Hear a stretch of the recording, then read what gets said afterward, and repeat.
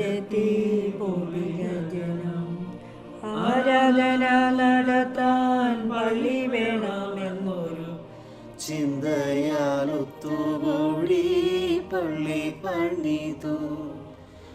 മുത്തശ്ശിപ്പള്ളി എന്ന നാമത്തിൽ പണി ചെയ്തു. ദൈവത്തിൻ നാമത്തിലാ ദേവാലയം. ഞായറാഴ്ച തോറും പള്ളിയിലൊത്തുകൂടി അന്യോന്യം കരുതലായി ജീവിച്ച ജനം. ആലപ്പുഴയിലെ മുത്തശ്ശിപ്പള്ളി, പഴവങ്ങാടി മാർഷ്ലീവ ഫൊറോന തീർത്ഥാടന പള്ളി.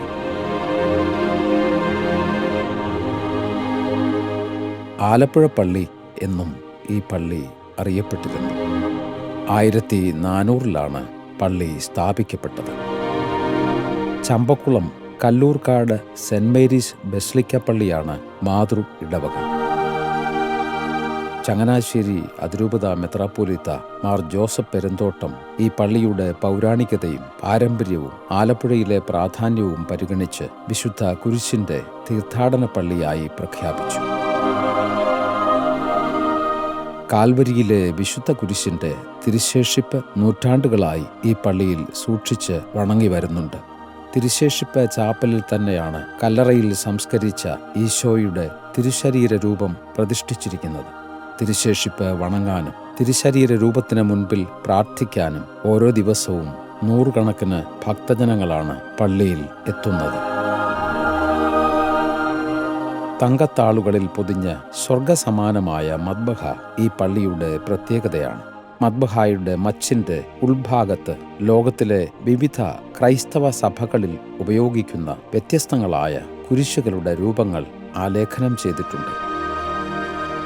പ്രധാന അൾത്താര കൂടാതെ വശങ്ങളിലായി 4 ചെറു അൾത്താരകൾ കൂടിയുണ്ട് എന്നത് ഈ പള്ളിയുടെ പ്രത്യേകതയാണ്. നിധീരിക്കൽ മാണിക്കത്തനാർ ഈ പള്ളിയിൽ വികാരിയായിരുന്ന കാലത്താണ് ഈ അൾത്താരകൾ രൂപകൽപ്പന ചെയ്തതും നിർമ്മാണം പൂർത്തിയാക്കിയതും. നിശബ്ദമായി പ്രാർത്ഥിക്കാൻ ക്രമീകരിച്ചിട്ടുള്ള ആരാധനാ ചാപ്പലും ചാപ്പലിൽ സ്ഥാപിച്ചിട്ടുള്ള ആധുനിക രീതിയിലുള്ള കുമ്പസാരക്കൂടുകളും ഇവിടെ എത്തുന്ന വിശ്വാസികൾക്ക് അനന്യമായ ആധ്യാത്മിക അനുഭവം പകരുന്നവയാണ്. നൂറ്റാണ്ടുകൾ പഴക്കമുള്ള 70 അടി ഉയരമുള്ള കൊടിമരവും ദേവാലയത്തിന് മുന്നിലെ കൽക്കുരിശും ഈ പള്ളിയുടെ പ്രത്യേകതകൾ തന്നെയാണ്. കൽക്കുരിശിൽ എണ്ണയൊഴിച്ച് പ്രാർത്ഥിക്കാൻ അനേകം വിശ്വാസികളാണ് ഇവിടെ എത്തുന്നത്. ദേവാലയത്തിന് ചുറ്റും സ്ഥാപിക്കപ്പെട്ടിട്ടുള്ള ഈശോമിശിഹായുടെ പീഡാസഹനത്തെയും കുരിശുമരണത്തെയും അനുസ്മരിപ്പിക്കുന്ന കുരിശിന്റെ വഴിയിലെ 14 സ്ഥലങ്ങൾ ആധ്യാത്മികതയുടെ ആഴങ്ങളിലേക്ക് വിശ്വാസികളെ നയിക്കും എന്നത് ഉറപ്പാണ്. ഗത്സമൻ മാതൃകാ തോട്ടവും ഗത്സമൻ തോട്ടത്തിൽ പ്രാർത്ഥിക്കുന്ന ഈശോയുടെ രൂപവും വിശ്വാസികളുടെ മനസ്സുകളിൽ തങ്ങി നിൽക്കുന്നവ തന്നെയാണ്.